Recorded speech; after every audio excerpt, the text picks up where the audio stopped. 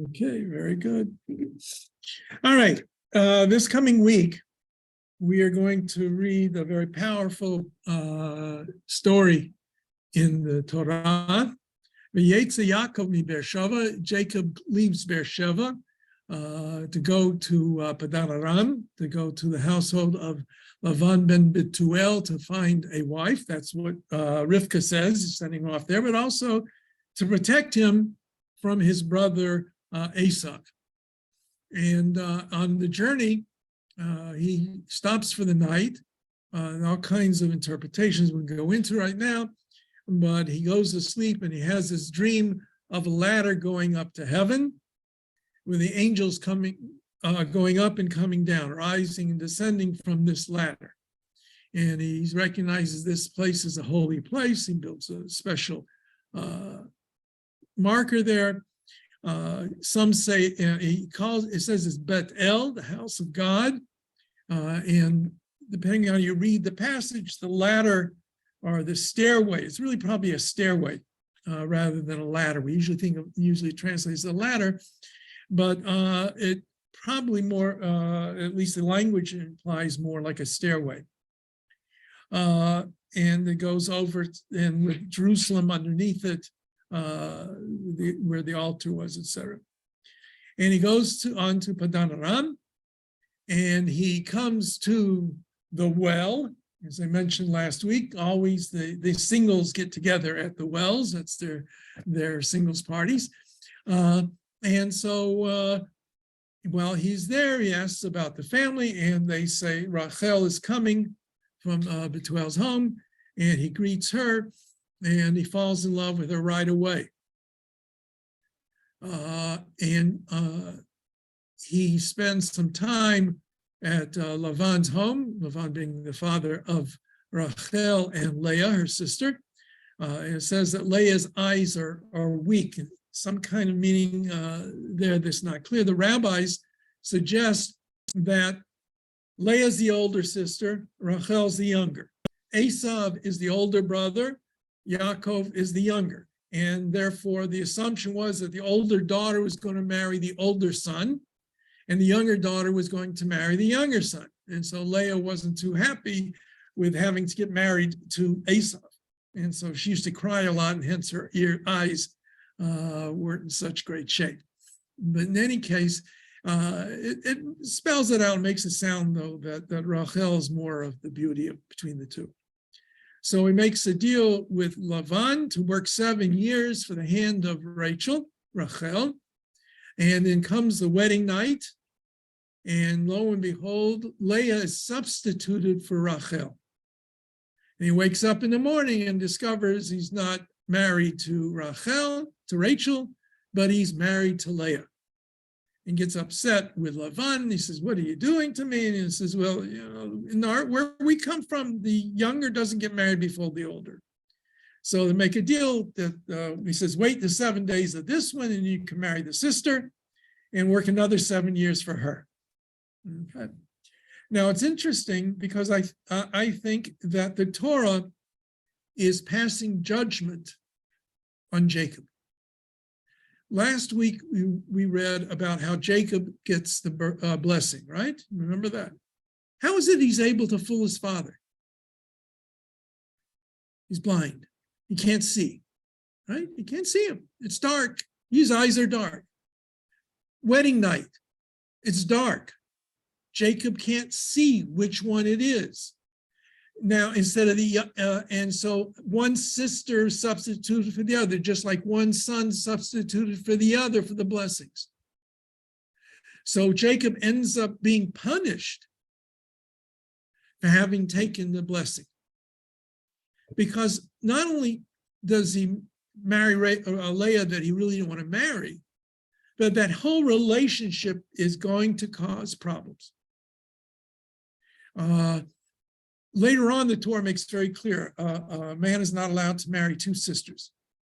And if he marries one of the sisters and they divorce, he still cannot marry the second sister. If she should die, then he can marry the second sister, which is not necessarily saying to bump off your wife if you want to marry the sister, but that was how they understood it.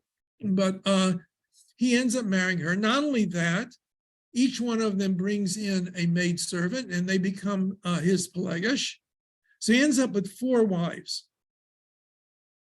And you can think of the dynamics of those situations. Polygamy was never necessarily a real good thing. Later on in the Torah, we have a passage that begins with a very difficult account. It's called the Afat Torah. When a person goes when you go out to war, it says, and a man comes across a beautiful woman, a captive, he can take her as a wife. It's a little more complicated than that, but and I'm not going into great detail with it, but it is probably meant at least to ease the burden of, let's face it, the reality of war, even till this day, is that women are often raped during the wartime.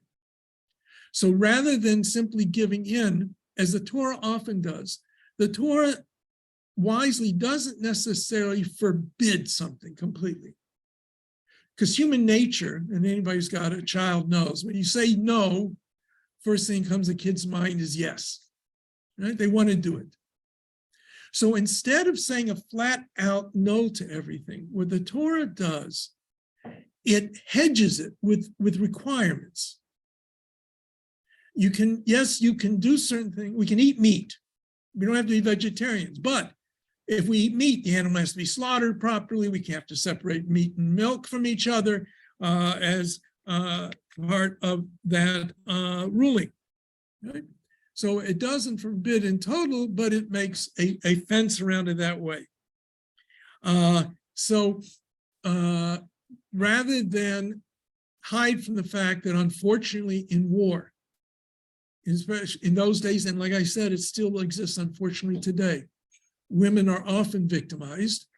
It says if you're going to take her, you have to marry her.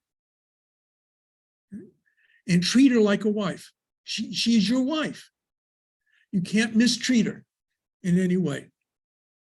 Now, what follows is that right after that passage, it says if a man has 2 wives, one he loves and one he doesn't, or one he loves more than the other, and the firstborn son is the son of the less liked wife, he cannot not give him the birthright.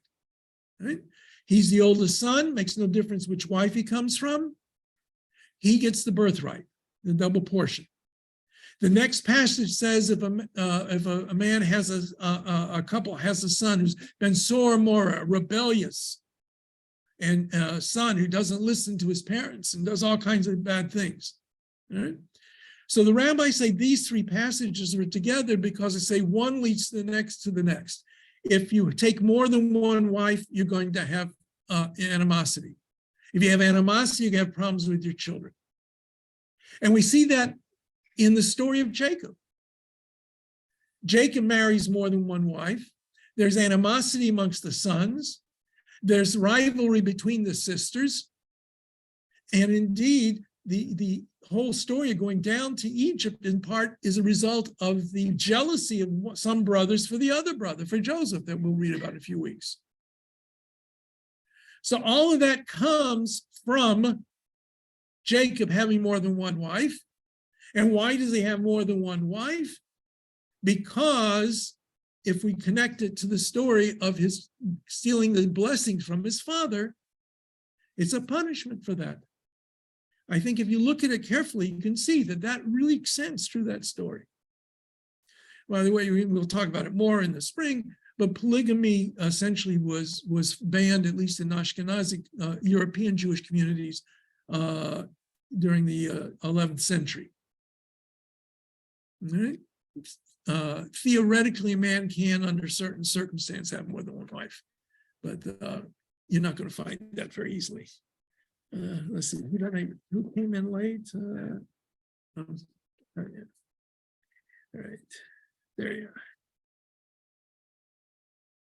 are. Okay, so anyway, so Jacob works for this father Lavan, and he grows prosperous because he's favored by God. And so then they make a deal that Lavan tells Jacob that he can have certain animals that are born with stripes and all kinds of spotted, and the others belong to Lavan. And Jacob does this trick with when the animals are watered, that he puts some poles in front of them that are stripped.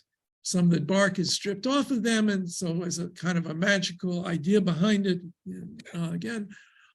they give birth to the animals that go to Jacob. And so then Jacob finds out his father-in-law is not real happy with him, and he decides, you know what, it's time to leave. Gathers his family and leaves.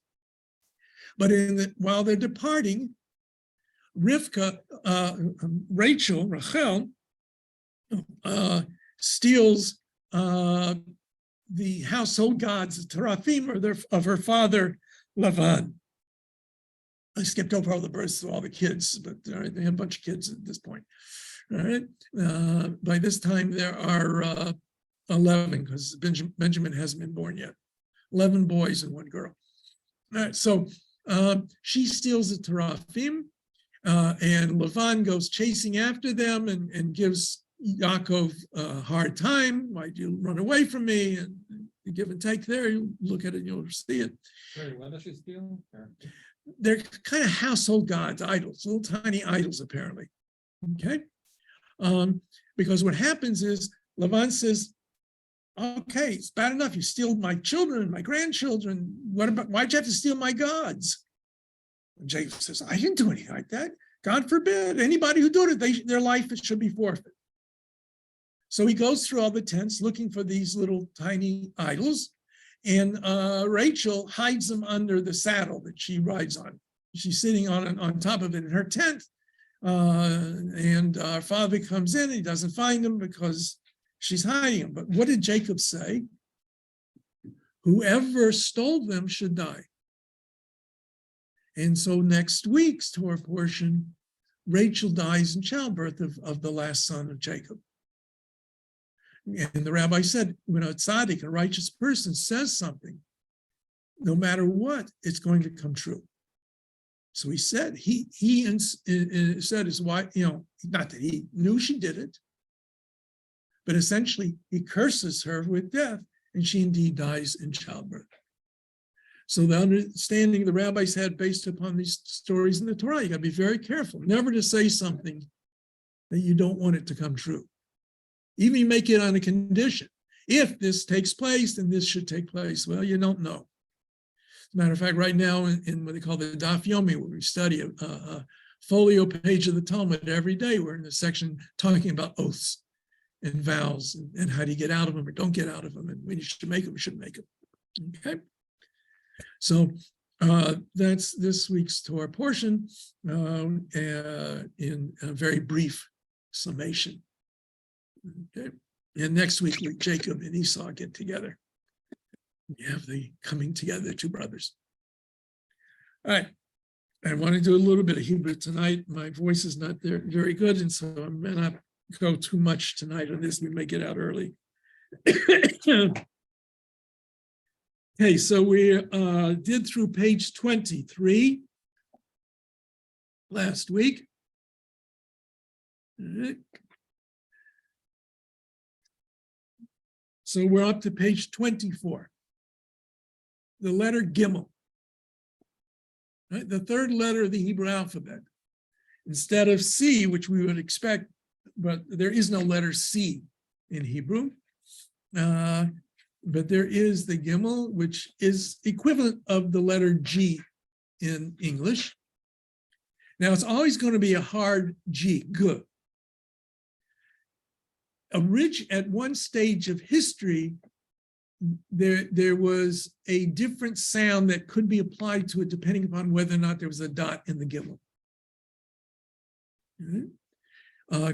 But we don't retain that at all. I think Yemenite Jews still have a bit of a J that they may say. In Hebrew, if you want to write a sound like that has name of as J sounding in it, they use a Gimel with a little slash after it on top, apostrophe.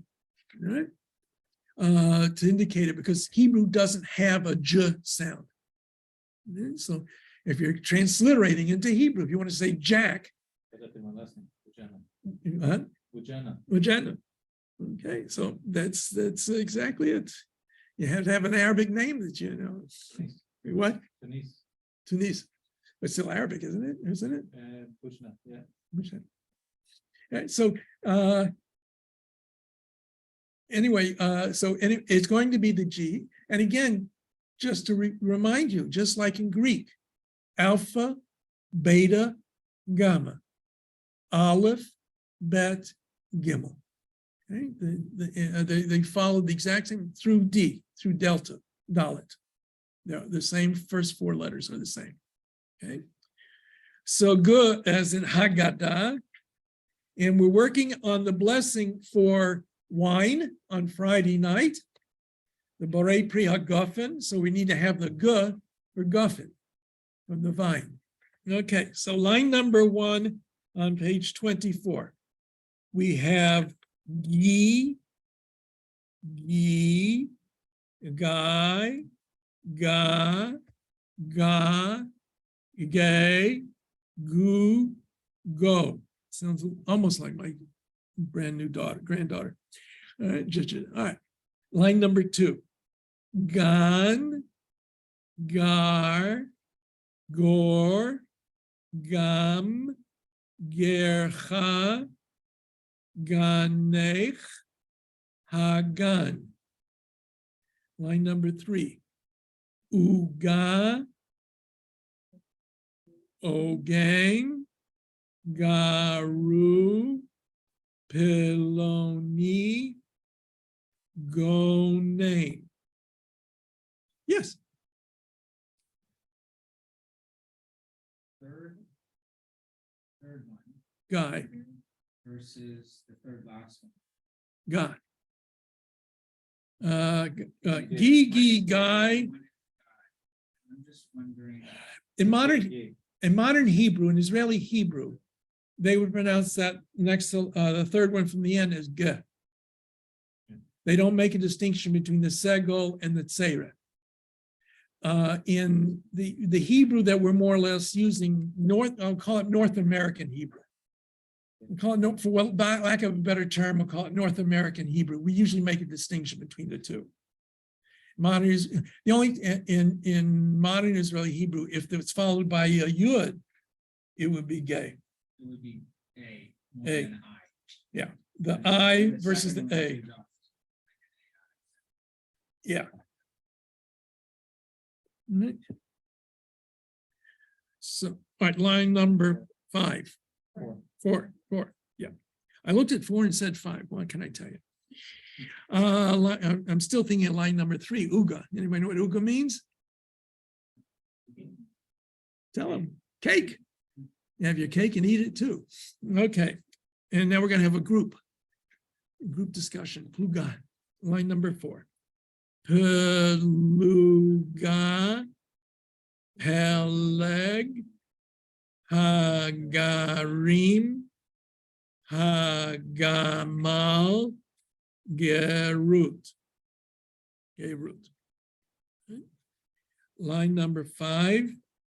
Gercha, Gina, Ge'e, Galut, Bara. Okay. Line number 6. Ga'al, Teiman, Bochim, Horeg, Bonim. Line number 7.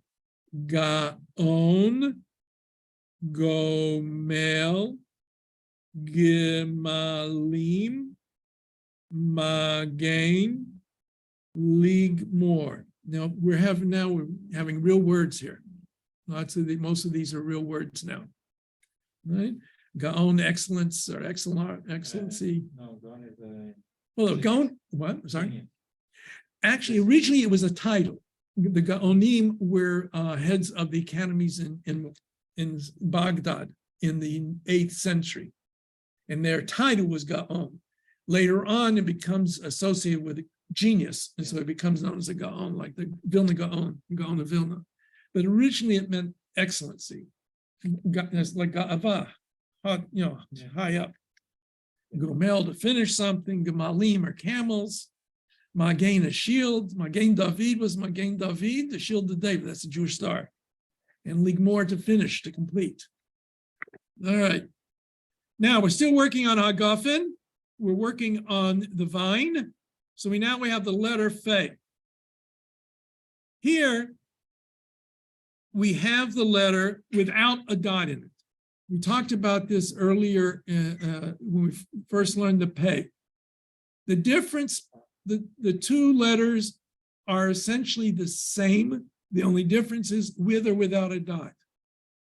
With a dot, you stop the air. So the f becomes p. Right? If you put, when you want to say f, you just blow through your lips essentially, right? But if you put your lips together at some point interrupting it, that becomes the p sound. That's the difference, an air stop.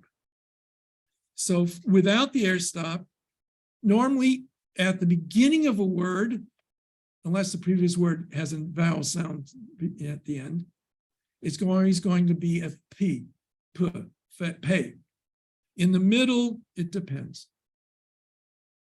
It depends on what's going on with the word. Okay. So this is fe, is an afikomen. All right, line number 1. Fe, fe, fo, fu, fi, fo, fi, fi. Line number 2. Nof, af, oaf, goof, tof, agaf, rofeh. Rofeh, the doctor.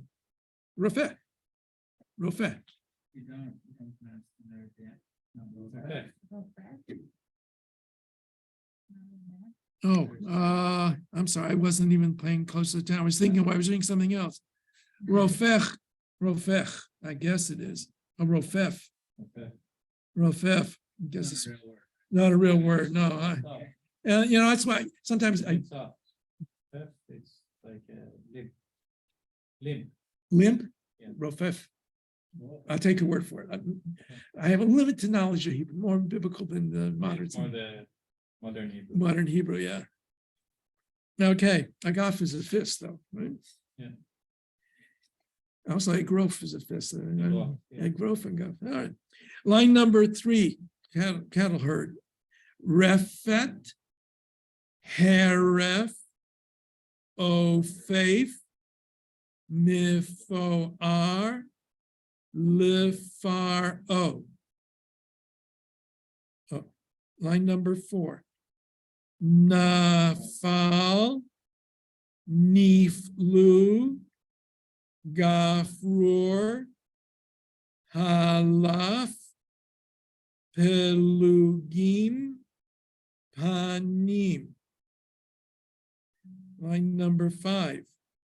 Panayich, lefanai, egrof, turcha, pe'amim, nif'al. Line number 6. Hif'al, lerofef, rofeh, mirpa'ah, refu'ah. So just again to show you how the words build. Resh Pei Aleph has the meaning of healing. Right? So you have Rofeh as a doctor, Mirpa'ah is a clinic, and Refu'ah is healing. Okay. Line number 7. Aleph, Aluf, Hanof, Aroch, no faith, be'af. And the last word on the page is hagafen, which means the vine. Now, hagafen. Borei pri hagafen. The Ashkenazic pronunciation is Borei pri hagafen. Sephardim, yes, probably you grew up, would be hagefen at the end of the bracha. So let's turn over to the next page. Kol hakavod, congratulations. You now can read the blessing for over wine. So let's read it together. Baruch atah Adonai Eloheinu melech haolam borei peri hagafen. Okay. Now, if I had brought wine with me tonight, we could pour some wine, we could have a l'chaim and all of that, but we don't do because you got to go drive home. All right. So, but practice. This Friday night, this coming Shabbos, you have to say the bracha. I don't care who else does it in the household for Friday night at your home, but you who are learning how to read Hebrew are going to read that line in the blessing. Okay, that's your homework.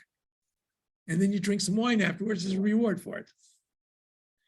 Right? Geffen and Goffen are actually the same thing. It's just that in biblical Hebrew, when you have a word like Geffen at the end of a sentence, the biblical form would change it from Geffen to Goffen. And so the question is, when we have a rabbinic blessing, Borei pri hagafen, do we change it to Goffen, like the biblical way, or do we leave it as Geffen? All right. And so that's one of the differences in Ashkenazi and Sephardic Psak Din is on how you pronounce it for the blessing. Now, for Hanukkah, what is the blessing for Hanukkah? For the lighting of the candles, we say Baruch atah Adonai Eloheinu melech haolam asher kidshanu b'mitzvotav v'tzivanu lehadlik ner shel Chanukah. And there's actually two other brachot that we say with the first night, Shasa Nisim Lavotenu Bayamim Ahim Basman Asad, and Shehechiyanu. Only the first night you say this. I'll come back with that a little bit later when we talk about the Hanukkah candles tonight. Okay, so please practice, practice, practice. There's no other way to learn how to read except practicing. When you learned how to read English or Spanish or Russian or whatever language you first learned to read, I don't think there's any Chinese reading here. Okay, Russian or Polish? I forget. Russian. So you learned the Cyrillic alphabet. Some of the letters in the Cyrillic alphabet derive from Hebrew. All right. I don't know why. I had a reason for that once upon a time, but in any case, the only way you learn to read any language is to read it. Okay? And so that's your assignment. Please read it over and over. All right, tonight we're going to talk about Hanukkah. All right, that's the next on our agenda. What do I do with my notes?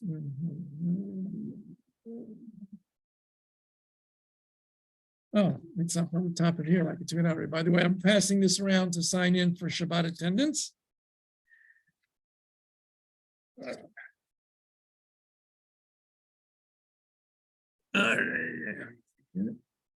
Okay.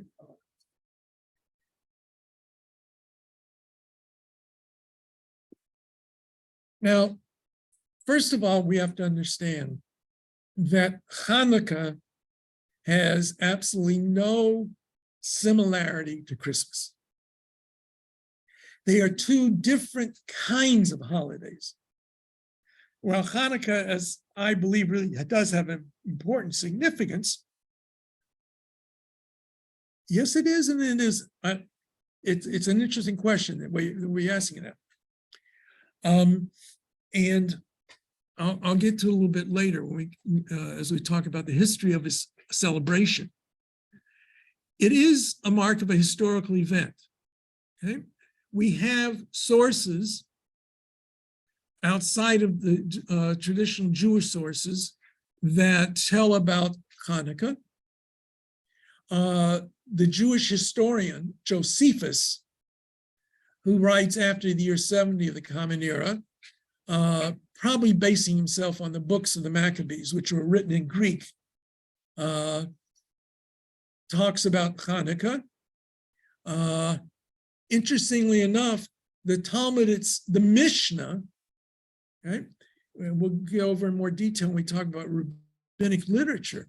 But the Mishnah, which is an earlier composition of the oral law, only mentions Hanukkah in passing as a sidebar. So if you have an animal that's walking down in the marketplace and it's got this bundle of straw that's sticking out and it gets set on fire because somebody's lighting his Hanukkah candles there, all right? That's why it's brought up. Okay? But there's no discussion of Hanukkah in the Mishnah. Indeed, in the Talmud, strangely enough, when it talks about Hanukkah, it talks about Hanukkah in the middle of talking about the candles that we light for Shabbat. And it introduces it by a kind of a formulation that takes us aback a little bit, because it says, my Hanukkah, what's Hanukkah? What is this Hanukkah? And then he says, on the 25th of Kislev, after the Greeks had despoiled the temple, they found, they rededicated the temple, they found one bit of oil, they lit the oil, lasted for 8 days until they could get a new supply. Right? That's the Talmud story about Hanukkah. Now, there is an interesting history to it, and I think in some ways Hanukkah is a very significant celebration, in part because of the question of religion and peoplehood or nationality or patriotism, wherever you want to combine them. It's a historical holiday, without question. There's a historical basis for the holiday. And that's what I'm going to get to right now. Okay, and then I'll talk about the conflict over it a little bit later. Okay, so now we have to go back into history. Around the year 334 BCE is when Alexander the Great crosses into the Persian Empire, conquers the Persian Empire, and goes all the way as far as India. Right? Around 333, he conquers Judea. Judea was a province in the Persian Empire at that time. Okay? It was just a backwater province, sort of like Mississippi in the United States. Have you ever been to Mississippi? Sort of a backwater. Who wants to be in Mississippi? All right. Ohio's much better. At least there's some culture there in Mississippi. Nobody went there. Yeah. Yeah. But anyway, especially because it's so hard to spell. Mississippi. Who wants to be able to spell that for the name of the state? Okay. Now, when Alexander the Great conquers Judea and also Egypt, he in Persia, in the entire Jewish world, pretty much is under the Greek Empire, the Macedonian Greek Empire. Because you had Jews in Egypt, we know that. We had Jews in Babylonia, the Mesopotamia. We had Jews in Asia Minor, for sure, at this period of history. So the entire Jewish world is under Greek dominion. Yes. What's in Jerusalem? 333 BCE. I guess that's technically the 4th century BCE. Okay. You know, the dates here are rough a little bit. They could be, okay? And there are all kinds of legends that rabbinic sources have talking about this period, but we're just going to, this is the accepted historical outline. Now, what happens is after Alexander the Great dies, his empire is divvied up between his generals. And Greece and Asia Minor goes to one general, and we're not worried about. He's not in our story. Another general, Seleucus, he takes over Iran, Persia, Mesopotamia, and Syria, and Ptolemy has Egypt. And Ptolemy, or the PT. Right? Cleopatra, the famous Cleopatra, is a descendant of a general of Alexander the Great, the Ptolemies. That's where she comes from, actually. They were not native Egyptians. They were ruling, they may have had some intermarriage eventually with the local population, but they were part of that Greek world. And Greek predominates culturally and linguistically to this part of the world up until the expansion of the, when Rome comes in, the Romans bring Latin, but Greek still remains the most important language in that area, at least for rulers and diplomacy, important correspondence. The locals mostly spoke Aramaic, not Hebrew. Aramaic, various Aramaic dialects. And Egyptians spoke various Egyptian dialects. All right. So now, around 20 years later, around the year 301, Ptolemy in Egypt seizes Judea.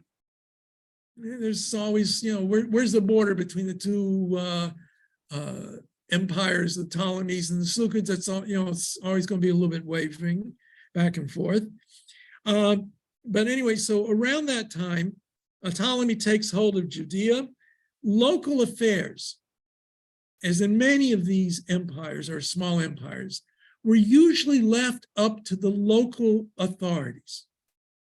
As long as you paid your taxes, and if you had to contribute soldiers, what have you, to the king's army or the emperor's army, they pretty much left you alone. So according to the various sources, the local affairs were run in Judea by a high council with a high priest. Later rabbinic interpretations assume this is the Sanhedrin. And the rabbis probably read into it a lot more of rabbinic authority than really existed at that period of time. Okay? Now, the Jewish community in Egypt grew quite a bit. It became a Greek-speaking community. Many of the Jews did not even know Hebrew or Aramaic. The Bible, the first major Bible translation, was into Greek for the Jewish community of Egypt. There's a legend that King Ptolemy wanted it for his library, and so he turned to the rabbis and said, send me 70 elders. And he put the 70 elders in 70 different rooms, and they were all told to translate the Bible from the Torah from Hebrew into Greek. And lo and behold, all 70 translations were identical. That's a miracle. Right? And even those passages where the rabbis kind of fudged a little bit on the translations, they were all the same too. Right? So the Septuagint had very high, it was held in high regard by the Jewish community outside of Egypt too. But the Jewish community in Egypt pretty much adopted the Greek Bible. The Septuagint is their Torah. And that leads to problems later on and leads to the Christian adopting, in part, adopting the Septuagint for their Torah. Okay. Anytime you have an area that is conquered and ruled by an outside authority, there's a tendency of especially the upper classes of that area to adapt to the ways of the conqueror. Think of modern India. Why is English so big in India? Because of the British rule. Why in the world would they play cricket? This is strange. I don't know anything about cricket, but why would they play cricket? Because the British upper classes, the generals and the agencies that were brought to India to rule India played cricket. So the upper classes in India naturally adopted a lot of the lifestyles, language styles, practices of the rulers that were over them. The same phenomenon takes place in the Middle East. Many cultures, the Syrians that were there, or whatever groups there were in the different areas, often adopted and adapted Greek language, thought, and style with their own admixture. All right? And this creates what we refer to as Hellenism. They Hellenized. They weren't really Greek completely, but they adopted the Greek language. They may have adopted Greek dress. They may have adopted certain kinds of things. All right? So now, go for about 100 years. During this 100 years, we don't know much of anything. As a matter of fact, rabbinic literature loses about 150 years. It just disappears from the map. The rabbis go from somewhere around the time of Alexander the Great to Hanukkah. It just, 150 years disappears from the rabbinic chronology. Nothing happened. Nothing happened. Who's going to make much of a record? So almost all that we know comes from outside sources. But around the year 198 BCE, before the Common Era, the Seleucids wrest control of the land of Judea away from the Ptolemies. And Antiochus III drove the Egyptian forces out of the area. And he continued to have the locals rule themselves just like the Ptolemies had them rule themselves.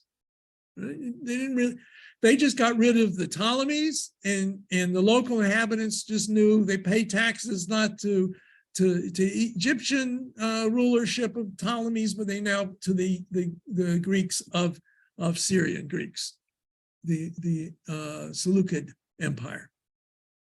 So for the most part, life went on as it had. But many of the members of the upper classes in Judea began to, just like everywhere else, adopt and adapt Greek practices as part of their lifestyle. Okay? And that, we'll see, creates a tension within the Jewish community. So now, I'm just giving, by the way, this is just a broad thing. I'm not expecting you to remember all these details, believe me.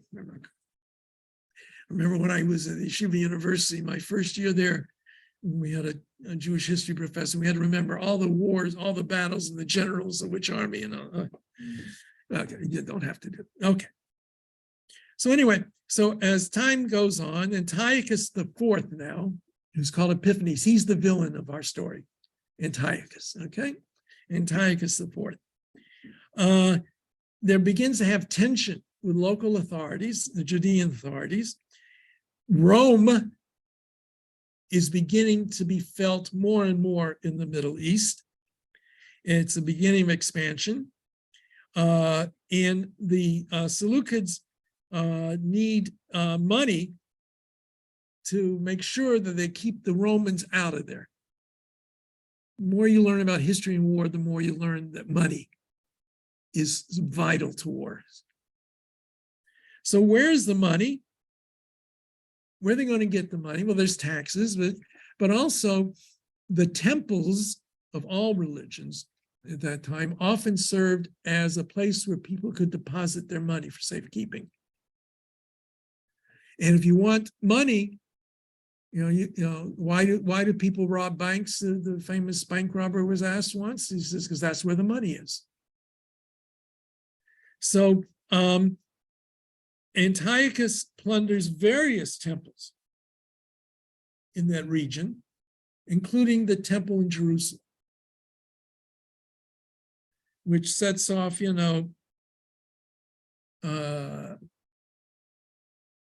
resentment on various levels.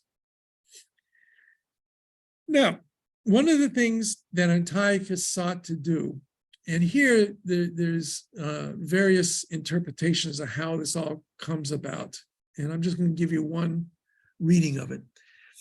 One of the things that Antiochus wanted was to have a united empire, because Rome's over here, Ptolemy's down here. According to one story, Antiochus invades Egypt, and a Roman legate says to him, puts a circle around him and says, if you step out of this circle, you're going to have to decide you're going to go to war against Rome.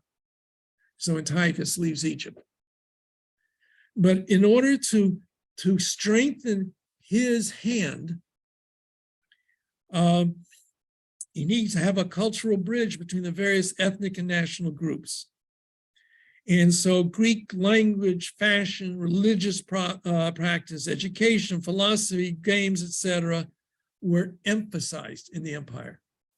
And the aristocratic elite of Judea also got in onto the act. Most of them were the priestly class. They were the most wealthy. They ran the temple. They were the most attuned to this Hellenistic imposition. And then they began to impose some of the Greek style of ritual even into the temple itself. Now, the high priest, in theory, Kohen Gadol, the high priest, was a hereditary position. Your father's high priest, pretty much your eldest son becomes the high priest. Well, it didn't always work that way. And for example, a priest by the name of Jason, is called Jason, notice the Greek name, bribes Antiochus to appoint him high priest with a promise to Hellenize Judea and to raise funds for Antiochus through what was called tax farming. In those days, you didn't have the CRA, which says, fill out this form and send me all your money. Right? They would have a guy who would say, all right, King, I will take responsibility for the taxes for this area. And I will give you X amount of drachmas or whatever currency it is to cover the taxes. And then he could go and raise up the funds from the local population. Obviously he was going to raise up more than he paid. So the high priest was often in charge of this. So the high priest was a very influential and important position, not just because of the priestly functions, but because of the political connections. Mm-hmm. Well, they had money. All right. First, remember, you don't have a bureaucracy that go out and collect taxes. Okay. So you have wealthy people get the job of being a tax farmer. And this was throughout a large part of history in a lot of places. So who were the people with the money? At this time, the priests. The Kohanim, they were the wealth of the wealthy class. So that's why they end up doing it. And getting the high priest's job through bribery of saying, I will raise more taxes than the other guy can. So according to the sources, this Jason got the job, and his the legitimate high priest, a man by the name of Ananias, fled to Egypt, and he actually built a temple in a place called Leontopolis, and the only Jewish temple we know about that existed outside of the temple in Jerusalem, and the rabbis in the Talmud talk about it to some extent. They established a gymnasium in Jerusalem, a Greek style of school. many of the priests would participate in the Olympic style games that they had. There are a couple of issues with the Olympic Games. One, they often included offerings to the gods, sacrifices. Jews often were able to get out of that. But another element to it is that when the men participate in these games, and no woman of status would be at the games. The only women who would be at the games were women of ill repute, because the men participated naked. Okay? If you're Jewish, you're going to stand out because you're circumcised. Okay? So we know that there were some who went through a very painful procedure to try and hide the fact that they had been circumcised. Okay? And this was the extent that they were willing to go to be able to participate and not be ostracized because of being circumcised. Then another man comes along, Menelaus. He becomes the high priest through bribery, and the high priest switched over. He sold some of the temple implements. He helped Antiochus plunder the temple. He stripped the gold leaf from the temple facade. Right? So a lot of the locals were not happy with this, and they began to riot. And Antiochus partially destroys Jerusalem, and then finally self-rule under the Torah is abrogated.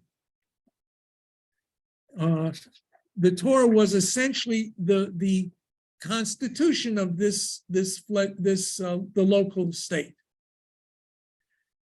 Torah scrolls were burnt. Circumcision, Sabbath, and festivals observance were banned. They were trying to destroy Judaism. So in the year 167, in December, on the 25th of Kislev that year, the temple in Jerusalem was turned into a pagan temple, and pigs were offered on the altar, and Antiochus himself demanded that he be worshipped as a god. All right? So a rebellion broke out. Now, there are two elements to this rebellion. One element was pietous. They're called in the sources Hasidim, not to be confused with later Hasidim. And another element was more of, you can consider it a secular nationalistic group. They eventually become represented by the Maccabees. The story that we find in a number of works basically says how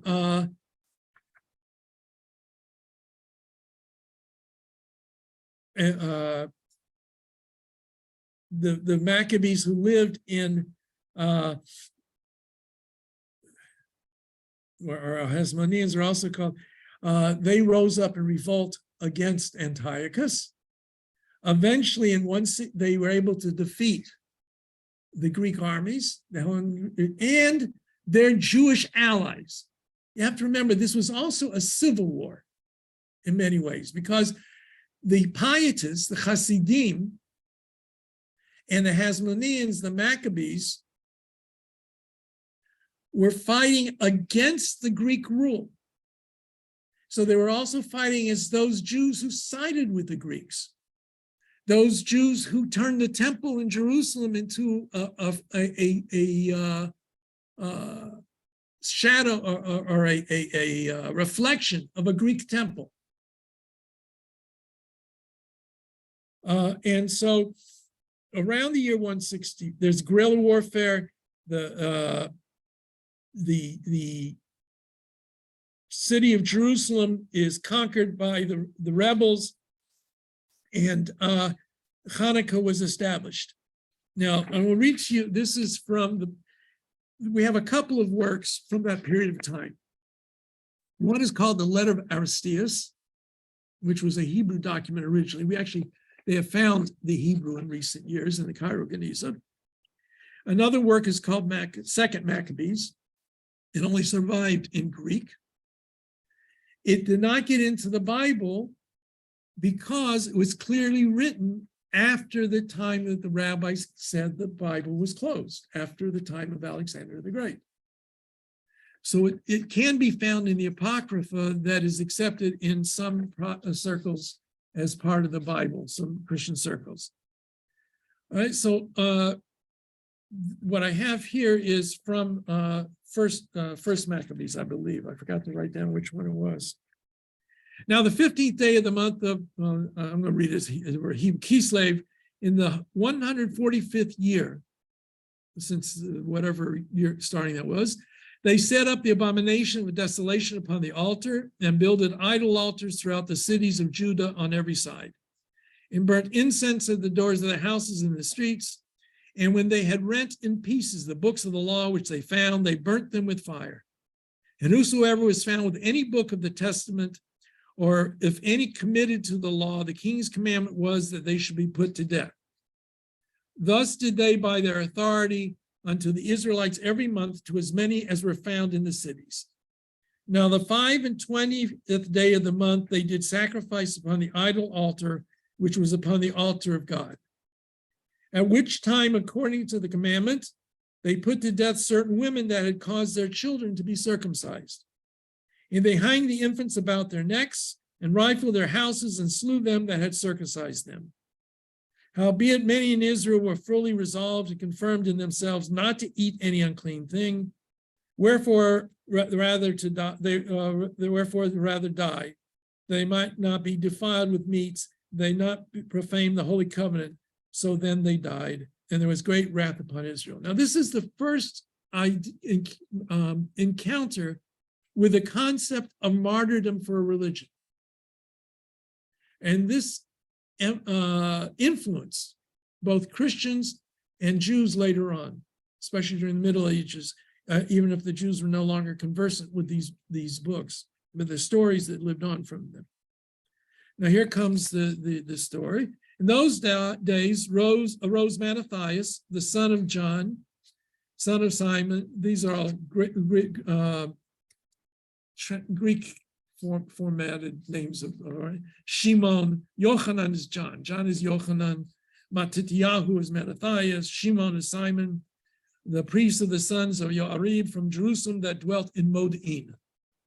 And he had 5 sons. Yochanan called Cadiz, Simon called Tasi, Judas, who was called Maccabeus, Elazar called Avaran, and Jonathan, whose surname was Ephus. You see, by the way, here, Hebrew names and Greek names, and that's from then on, Jews often had names in the vernacular as well as a Jewish name, Hebrew name. And when he saw the blasphemies that were committed in Judah and Jerusalem, he said, woe is me. Wherefore was I born to see this misery of my people and of the holy city, and to dwell there when it was delivered in the hand of the enemy, in the sanctuary in the hand of strangers. And he goes and describes how this was all terrible, and eventually he says, in the meanwhile, the king's officers, such as compelled the people to revolt, came into the city of Modin to make sacrifice. And when many of Israel came unto them, Mattathias also and his sons came together, then answered the king's officer and said to Mattathias in this wise, you are a ruler and an honorable great man in the city, and straitened with sons and brethren. Now therefore come you first, and fulfill the king's commandment, like as all the heathen have done, yea, and the men of Judah also, and such as remain at Jerusalem. So shall you and your house be in the number of the king's friends, and you and your children shall be honored with silver and gold and many rewards. Okay, so Mattathias, Mattityahu, you're a big fancy, you're an important person here. You lead everybody into worshiping the idols. Then Mattathias answered and spoke with a loud voice. So all the nations that are under the king's dominion obey him and fall away every one from the religion of their fathers and give consent to his commandments. Yet will I and my sons and my brethren walk in the covenant of our fathers. God forbid that we should forsake the law and ordinances. We will not hearken to the king's words to go from our religion either on the right hand or the left. Now, when he had left speaking these words, there came one of the Jews in sight of all to sacrifice on the altar, which was at Modin, according to the king's commandment. Which thing, when Mattathias saw, he was inflamed with zeal, and his reins trembled. Neither could he forbear to show his anger according to judgment. Therefore, he ran and slew him upon the altar. So Mattathias says, no, Mattathias, I'm not going to do it. Some other Jewish guy goes up to do the bidding, and Mattathias gets angry and he kills this Jew. All right, so you see, there's the element of the civil war that's here. And he pulled down the altar, and they raised up rebellion, and then we have the story of the rebellion. Eventually, they reconquered Jerusalem. All right, so later on it says, our enemies are discomfited. Let us go up to cleanse and dedicate the temple. On this, all the hosts assembled themselves together and went up into Mount Zion. And when they saw the sanctuary desolate, and the altar profaned, and the gates burned up, and the shrubs growing in the courts as in a forest or in one of the mountains, yea, and the priest's chambers pulled down, right? The temple was in ruins. They rent their clothes, a sign of mourning, and made lamentations, and all kinds of stuff. So Judah appointed certain men to fight against those that were in the fortress until he had cleansed the sanctuary. In Jerusalem, just next door to the temple, was a fortress. And the Greeks and some of the Jews who were with them took refuge in that fortress, and they were unable to conquer it for many years. So they had to besiege that while they're fixing up the temple. So it says how they cleansed the sanctuary. They took the defiled stones out to an unclean place. And when, as they consulted what to do with the altar of burnt offerings, which was profane, they thought it best to pull it down, lest it should be a reproach to them because the heathen had defiled it. And therefore they pulled it down and laid up the stones in the mountain of the temple in a convenient place until there should come a prophet to show what should be done with them. So the author of the book of Maccabees, whoever he is, describes how they, well, first of all, these speeches he probably created himself, just like most historians create these speeches. But he reports how they tore down the altar, but they didn't know what to do with it. So they set it aside, waiting for the day when a prophet would come and tell them what to do. And then they rebuilt the altar and the sanctuary, made new holy vessels, and upon the altar they burned incense, and lamps that were upon the candlestick they lighted, that they may give light in the temple. They set loaves upon the table and then spread out. So it goes through the whole. Now on the 5th and 20th day of the 9th month, which is also called the month Kislev, in the 148th year, they rose betimes in the morning and offered sacrifice according to the law and new altar burnt offerings, which they had made. And look, at what time and what day the heathen profaned it, even in that it was dedicated with songs, citherns, harps, and cymbals. In other words, the temple a year earlier on that date was profaned. 1 year later, it was rededicated. HANUKKAH, rededication of the temple. And they kept the dedication of the altar 8 days and offered burnt offerings with gladness and sacrifices of deliverance and praise. And it describes, all right, so now there are other stories about martyrdom. There's a famous story of Hannah and her 7 sons, and how each one of them refuses to worship the idols and how they're killed. If you're interested, the books of Maccabees are available online or in library. Now, what we have here is mention of rededication of the temple. We know that King Solomon dedicated his temple for 8 days. What we do not have here, or in Josephus, or anywhere but in the Talmud, is any mention of the story of the oil. There is no story of the oil anywhere except in the Talmud. Now, lack of evidence is not proof for lack, but the silence is deafening. When I was a student at Yeshiva University, we were talking about ancient history. One of the history professors there, a rabbi, he was a rabbi, taught Jewish history. He says that there's no sources for it outside the Talmud. That's all he did. He wasn't trying to say it didn't happen. He just said the external sources don't mention it. And he was pilloried by some of the other rabbis there and all kinds of stuff because, God forbid, you should say that the miracle didn't happen. But if you look at the story of Hanukkah, one, it's a civil war in part. Are we going to be like our neighbors or not like our neighbors? Are we going to be the same or different?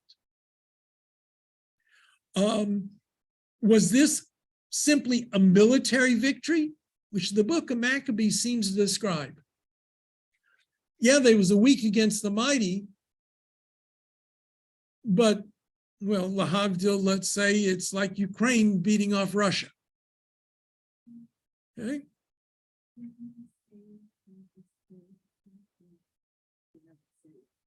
I'm sorry, what? You cannot say that it's true if you're not seeing. Yeah, I'm not saying, so, but I want to try, I want us to understand what might underlie the story of the miracle. First of all, it could have happened. Miracles happen. I don't doubt miracles can happen. But in Maccabees, it doesn't say anything about it. A contemporary source. We know elsewhere it mentions in another portion of it that they were unable to celebrate Sukkot that year because it was in the hands of the Greeks. How many days is Sukkot celebrated in the land of Israel? 8 days. They celebrate the rededication of the temple in place of the 8 days of Sukkot. That's another explanation for the 8 days. Solomon's temple was dedicated for 8 days. The Greeks dedicated their temples for 8 days. The rabbis, it seems, did not want to emphasize the military victory over the Greeks, because when the Mishnah takes its real formulation, as it begins to be formatted around the year 200 of the Common Era, in the year 70 was the end of the Great Revolt, and the temple's destroyed. 133, 134, 5 is the Bar Kokhba revolt, which was even worse devastation in the land of Judea. And Jerusalem was made Judenrein. Jews were not allowed in the city of Jerusalem. Many rabbis were persecuted and killed. So the rabbinic body that existed after that, the last thing they wanted was for Jews to rise up and revolt against the Romans. We tried it twice, and we got shellacked. So anything that emphasized the military, nationalistic side of it, they seemed to want it to downplay and emphasize the miraculous divine aspect of it. And so, but even then, when we recite the prayers for lighting the candles, even there, the rabbis were not complete in eliminating that aspect of it.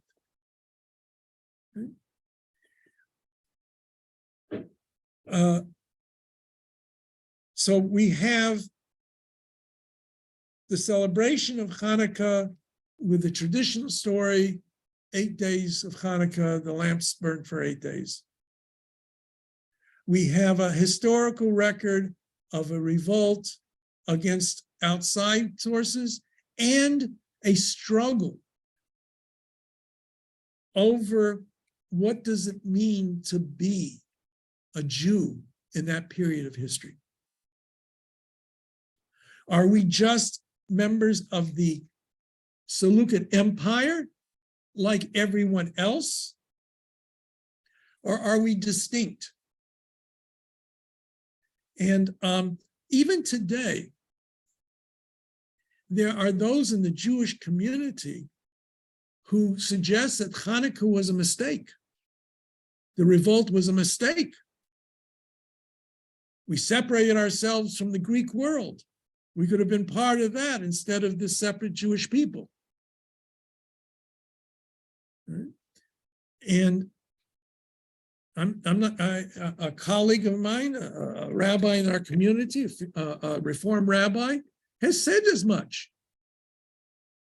He really downplays Hanukkah altogether.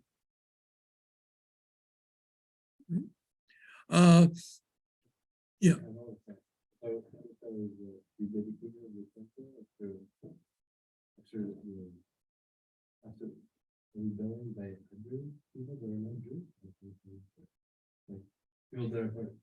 I'm sorry, I don't understand the question. Like Hanukkah is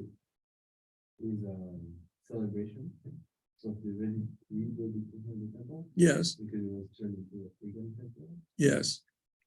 But why is it related to the rebellion? Well, essentially what happened was this. Maybe I didn't make it clear. Antiochus wanted to unite his empire. And the more you make everybody the same, the more you can unify. So by insisting upon Greek religious style and eliminating local customs and practices, he sought to unify all of the people in his empire. Religion sometimes plays a role in politics. So there was more of it wasn't so much, I don't think, that he was a great believer in pagan idols, as he was a believer in I need to have a united kingdom, empire behind me. How do I unite everybody? By making everybody the same. And the rebellion was on two levels. One was on the religious aspect of it, and the other was to have political freedom. Now, the Maccabees don't achieve that at first. Judah dies a bit later on. It takes quite a while before the younger brother, Yochanan, finally breaks free of the Seleucid Empire. And so there is an independent Judean state for a number of years. But those are two different elements of what's combined in this struggle. As soon as the temple was rededicated, the Hasidim, the ones who only were concerned about religious aspects, we got what we wanted. We don't need anything else. The Seleucids are ruling over us. Oh, fine, so what? Somebody has to take the job. They've got it. All right. As long as they leave us alone, let us worship God the way we want to worship God, we're happy. Right? So those are those two elements get combined in it. But it's also the question of Greek culture, Greek ways of doing things. And so Hanukkah has that element in it, that struggle. And we face it right here and now in this room, and when you go out on the street, when you leave the building. How much are we Canadian? How much are we Jewish? Where do I draw the line? Do I draw a line? Should I draw a line? I like to talk about it. What's your yardstick? This is my touch on it. Is the yardstick is that I look at the outside world and I say, whatever fits within the Jewish yardstick, that I can adopt and adapt to my life? Or do I take the outside yardstick, Canadian society, all right, and say whatever within Judaism fits within that yardstick I can keep. Otherwise, I reject. All of us fall somewhere on the spectrum of that decision-making process. Nobody, it's almost impossible not to be affected by the outside world. On the other hand, if all you are is affected by the outside world, you have no inside world. So how do you divide up? How do you draw the line? Where do you draw the line? When you have children, do you give your children names that are simple Canadian names, whatever those are, I have no idea. Jack, right? James, okay. Connor, yeah, James, Wayne Gretzky, right? Do you give them names like that? Or do you name them Eitan or Ari and Tamar? Do you give them Wayne as their English name and Velvel as their Hebrew Yiddish name? Yeah.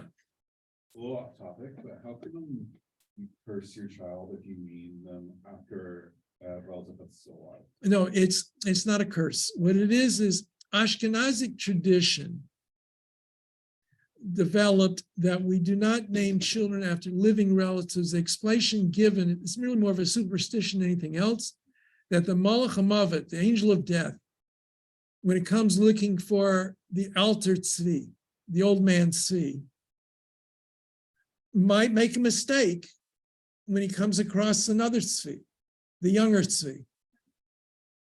Right? That's the basis of it. Now, Sephardim name after living relatives. The Sephardic minhag is to name after living relatives. Okay. When we look in the Mishnah, we see in leadership roles of the rabbis, the rabbinic periods, we have Shimon ben Gamliel, succeeded by Gamliel ben Shimon, succeeded by Shimon ben Gamliel. Shimon, Gamliel. Clearly, they were being named after their living grandfather.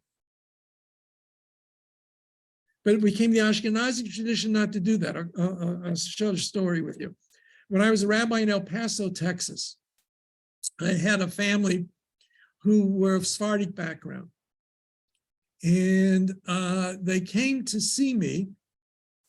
And they said, Rabbi, we are of Sephardic background. I said, I know that. We name our children, the firstborn son is named after the paternal father. Right? So his paternal grandfather.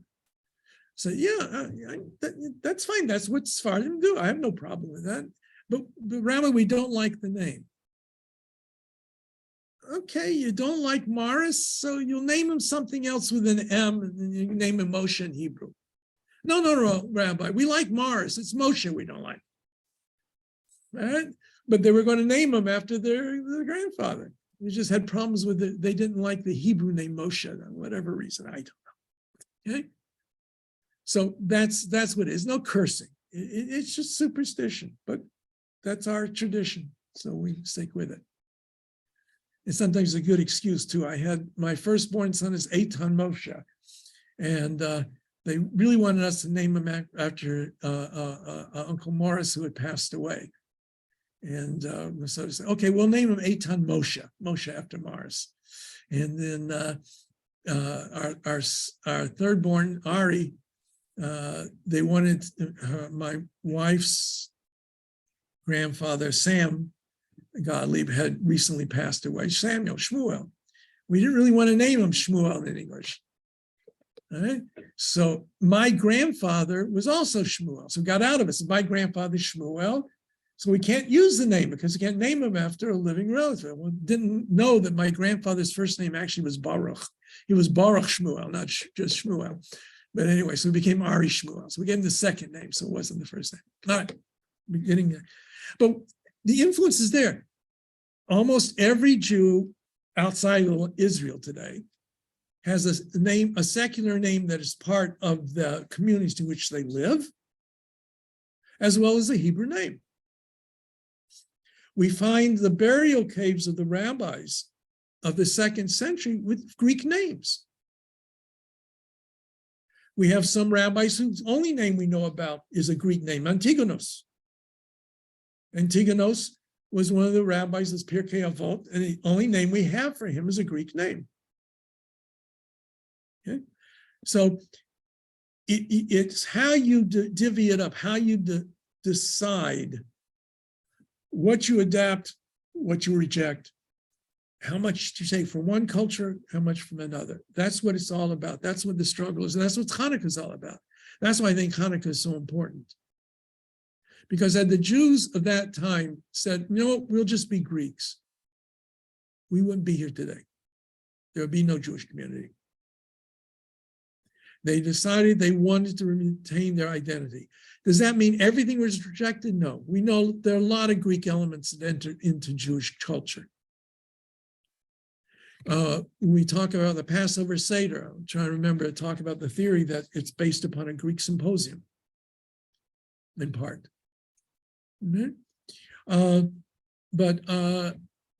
that's why Hanukkah is there. Now, the rabbis, in order to make it more religious and to emphasize the religious aspect of it, talk about how do we observe Hanukkah. So one of the first thing we say is that on Hanukkah, we have to light a lamp. We say, Lahadlik ner shel Hanukkah, to light the lamp of Hanukkah, candle ner. Right? The Mishnah says that the original practice was ner ish uveto. On the first night of Hanukkah, you would light a special lamp, put it in a special place in honor of Hanukkah. The second night of Hanukkah, you again would light a lamp and put it in a special place of the household for Hanukkah. 8 days, each night, one lamp.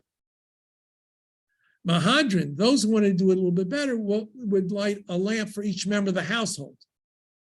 So you have 5 members of the household. The first night of Hanukkah, you lit 5 candles or 5 lamps.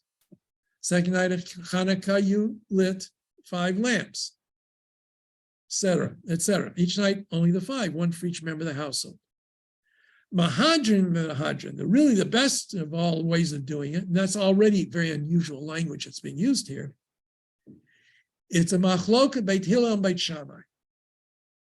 Beit Shammai says you light the first night of Hanukkah 8 lights.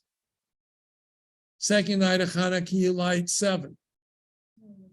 Go down. Beit Hillel says the first night you light 1. Second night you light 2, you go up.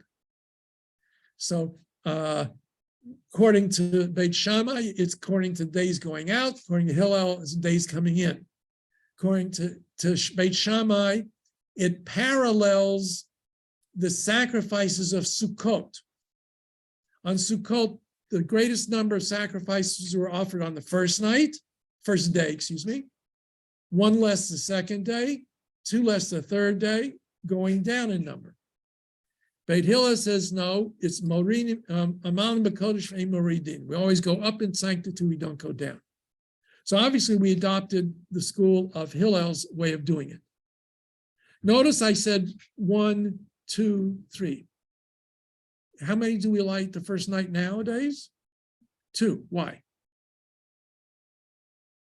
The reason for that is because we say, Haneirut halalu anu madlukim ala nisim al nifal mishal melchamos hasit al v'tem be'aymeim ha'im basman hazeh. These lights we light tonight are for the miracle and the victories that took place then. Ein lanu reshut leishtamesh bahem. We have no right, no permission to make use of them. Ela lirotam bilvad, except merely to look at them, to see them. So the purpose of the Hanukkah lights is not to give light to the house. Shabbat, the light is for the light of the house. Hanukkah is to proclaim the miracle, Persume Nisa, to proclaim the miracle of Hanukkah.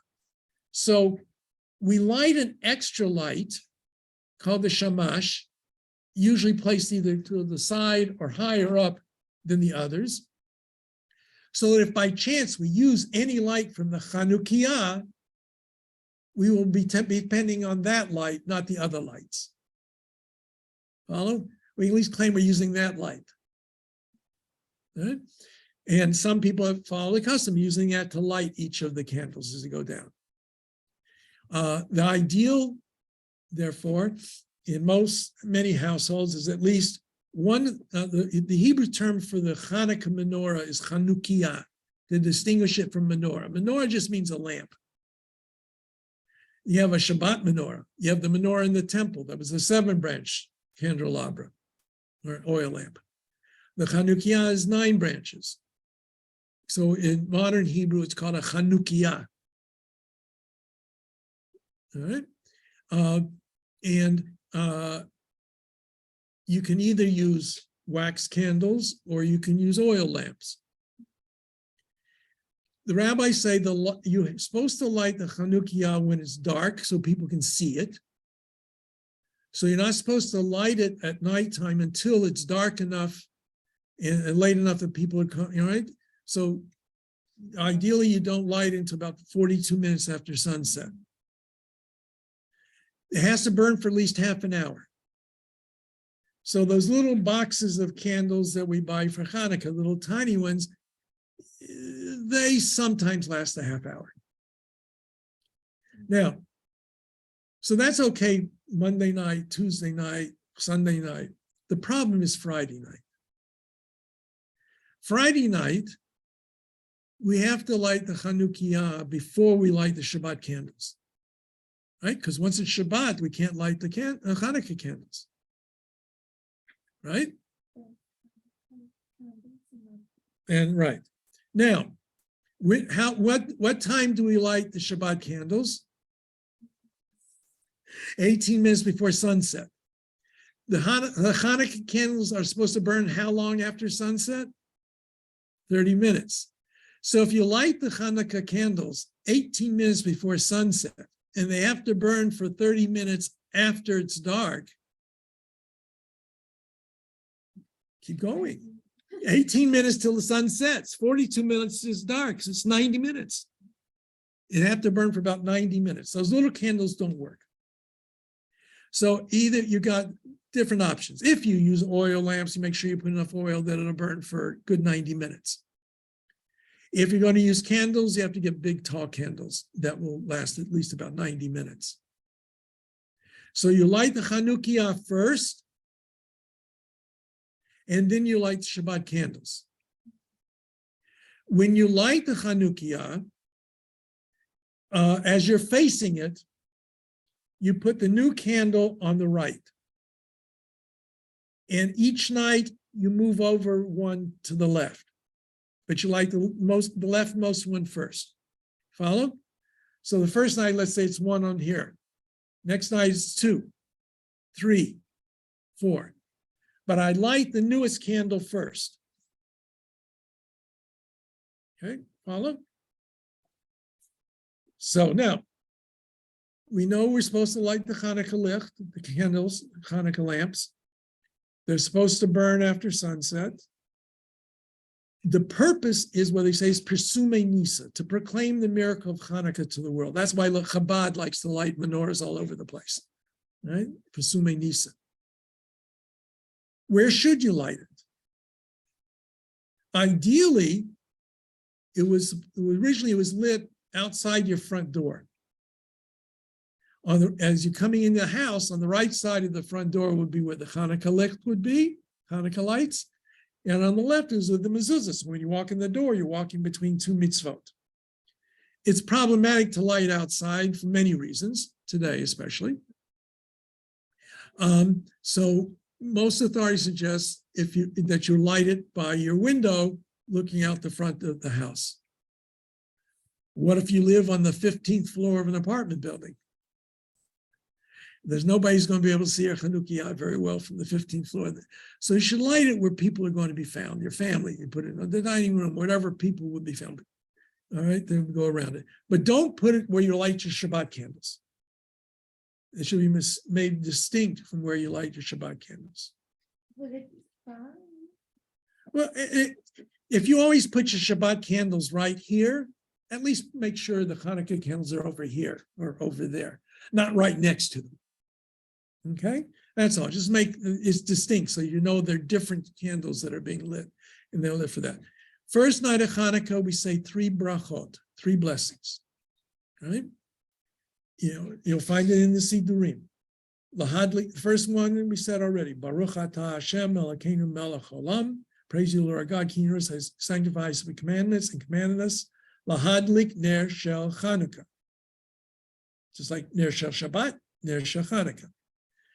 Each night we also add the blessing Baruch atah Hashem Elokeinu melech olam. Praise you, Lord God, King of the universe. Sha'asa nisim lavotenu, performed miracles for our ancestors, b'yamim ahem, in those days, bazman hazeh, at this time. So each night of Hanukkah, we're supposed to say those two brachot. The first night of Hanukkah, we also add the Shechianu, like we do the first night of any holiday. Baruch atah Hashem Elokeinu melech haolam, Shechianu, v'kimanu, v'higianu, lazman hazeh. Kept us in life, sustained us, enabled us to reach this milestone. Now, in the synagogue, we have Torah, special Torah reading. We sing, we have Hallel. There's no Musaf. There's nothing special other than that. In most synagogues at night and in the morning, they light the menorah as a symbol for Hanukkah. The only three other things they associated with Hanukkah. We'll start with the Sevivon, the dreidel, which has nothing to do originally with Hanukkah, but it became associated with the holiday of Hanukkah. Dreidels is just a little top, and it became a tree. You have 4 sides on it, and on one side was a nun, gimel, hey, shin, right? Nes gadol haya sham. In Israel, they have a pei, nes gadol haya po. Great miracle happened here. But really, the origins of it, I hate to burst your bubbles, it was really a gambling game. Nun means nisht. Everybody puts into the pot, right? Everybody puts a penny into the pot, or a peanut, or a Snickers bar, or an M&M, whatever you're playing games, okay? You spin the dreidel. If the nun comes up on top, nisht. In Yiddish, nish means nothing. You get nothing. Yeah, gimel. If the gimel comes up, gantz. You get everything out of the pot. If the hay comes up, halb. You get half of the pot. If the shin comes up, you have to put one in. Shup. You got to put one in. That's what the origins of it were. We have that in Mexico. Yeah. But we call that, like in Spanish, like in English, it's take all. And it's 1, 2, 3. So it's like take 1 or put 2. Like Yeah, it's the same idea. It's the same kind of idea. And so the idea of Hanukkah geld comes from that. So they gave the kids a few pennies so they could play the game. And, it was just a amusement thing. You hear all kinds of legendary stories about it, but that's all after the fact. The other two, of course, is whether or not you eat sufganiyot or latkes. Donuts or potato pancakes. I can guarantee you potato pancakes were not original with Hanukkah because the potato comes from North America or South America or both, and they had no potatoes in ancient days in Greek and in Israel. So there could not have been latkes, even though they soak up a lot of oil and people associate oil with Hanukkah. Now, thank we God for having them now. And the sufganiyot, the same thing. They're fried in oil and so, but they're just delicacies you can have. Giving of gifts was never originally part of Hanukkah. It was influenced by the fact that it usually comes around the time of Christmas. And Jewish parents wanted to somehow compete with Christmas. In North America, I don't know, in Europe, in the Middle Ages, I don't think Jews worried about it. In North America, where Christmas is such a big commercial thing, it became something, we got Hanukkah, and not even the songs aren't so great. They got these wonderful Christmas carols and all those beautiful music, and we got have a lovely dreidel, right? And so, okay, so you know what? We'll give you a gift each night. We'll make up for it that way or something like that. They're different things, and there's no reason they have to make them the same way. They're different holidays and different reasons. Yes. Do you know if the act of gift giving in Hanukkah was started at the same time that Santa Claus was brought into Christmas? I don't know, but possibly. Well, the Santa Claus issue goes back a lot further too, because the St. Nicholas and other kinds of things. But the Santa Claus as we know it today was a invention of Coca-Cola. Yeah. It was an invention of Coca-Cola. Yeah. I like the polar bear better. He's got a lot of good jokes in the polar bear, man. But be that as it may, the commercialization of Christmas influenced Hanukkah. And that commercialization is in Israel now. You have that in Israel today, too, as a result of that. And also a result of a large influx of Russians who have Christmas trees, not because they're religious, but because everybody in Russia had a Christmas tree. You could be a good communist and still have a Christmas tree. Yeah. For whatever reason it was for, okay? I'm not sorry. Here became a big battle. See, in North America, it was not associated, most Christians in America were Catholic or Protestant. The Orthodox a week later, all right, 11, 12 days later. So the tree was completely associated with Christmas. And so it became for the Jew a symbol of assimilation to the Christmas holiday. If you had a Christmas tree in your house, you were importing what we were just arguing about with Hanukkah, bringing in something that doesn't belong in the Jewish world. Now, what has happened, though, is, like you said, right, it's lost the religious element totally. And so that's why Russian Jews have. In Mexico, even they put like the whole thing, like in the bottom of the tree, they put like baby Jesus and Mary, like Yeah. big thing. Yeah, and you know that it's all that comes from Europe. That has nothing to do with the original celebration of Christmas. You know, a lot of these things, and as a matter of fact, we know that Christmas was a later creation anyway, because we don't know when Jesus was supposed to have been born. It talks about the shepherds being out with their flocks. Well, in December time, you stay close to home. The weather's nasty. It's in the springtime that you go out into the fields and everything, and the shepherds go far away, not during the middle of the winter. And the whole business about going down to Bethlehem for the census is another issue, be that as it may.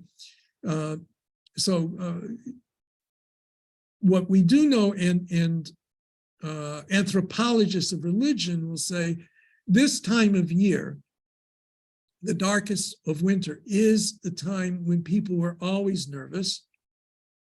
It's when the sun is visible the fewest number of hours of the day. So lighting lights, having bonfires, having celebrations against the dark is a very common element throughout the world. And so though we have historical basis for Hanukkah, the lighting of the Hanukkah lamps is not mentioned in the book of Maccabees. Okay? So that may have been influenced by that as well. We don't know. Okay? So anyway, that's basically it. Next week, I will send you in the next couple of days, no promises exactly when, but before Monday, the exam. You will take the exam and you will bring it with you Wednesday night, and we will go over it together. Okay? So we're to complete it and bring it here. Yeah, complete it and bring it here, and we can go over it together. Okay? It won't be that bad. Don't be that bad. Okay. I missed I got top things in the chat. Okay, I got these Sabbath attendances. I'll mark those down. Okay, everybody. I'll say good night to everyone and see everybody next week. Thank you very much. You're welcome. Be well. Thank you, Rabbi. Hey. Stay healthy. Everybody who's sick, get healthy. I'll try. All right. Okay.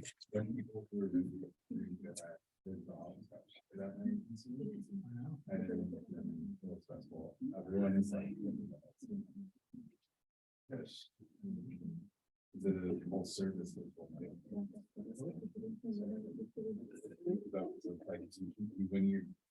When you first onboard, they didn't see there's so much like upward mobility. Our vice president would be a content writer, which is But then, like, there's